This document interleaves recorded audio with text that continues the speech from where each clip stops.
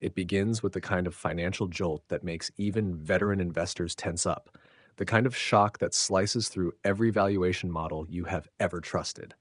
On July 31st, 2025, Figma did not simply debut on the New York Stock Exchange. It ignited. A stock priced near $33 after months of careful underwriter calibration meant to engineer the usual 10 to 20% first day lift was hurled by the market to more than $140 by the close.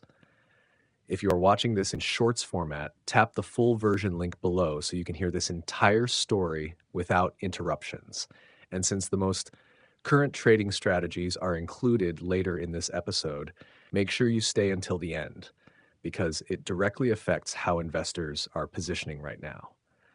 Under normal market behavior, IPOs rise gradually like controlled aircraft lifting off from a runway. Figma launched like a missile.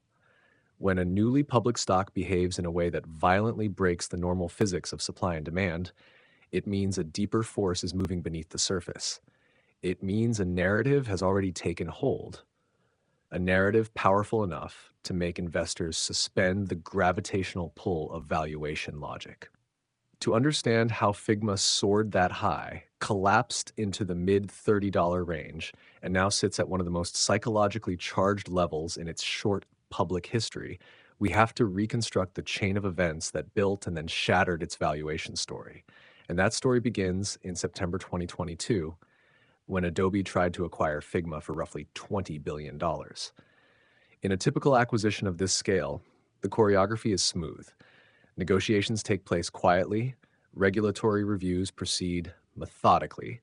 Unless there is an obvious antitrust conflict, approvals arrive and integration begins. But Adobe's pursuit of Figma deviated immediately from this predictable process. Regulators in the United States and Europe raised alarms almost at once. Designers protested the merger publicly. Competitors warned it would effectively eliminate the only viable challenger to Adobe's design empire. And by December 18, 2023, the deal collapsed. Then came the anomaly. Adobe still paid roughly $1 billion in breakup compensation. Usually, breakup fees are paid only when the buyer itself backs away. Here, Adobe paid, even though regulators, not the company, stopped the deal. That unusual outcome carried a powerful implication.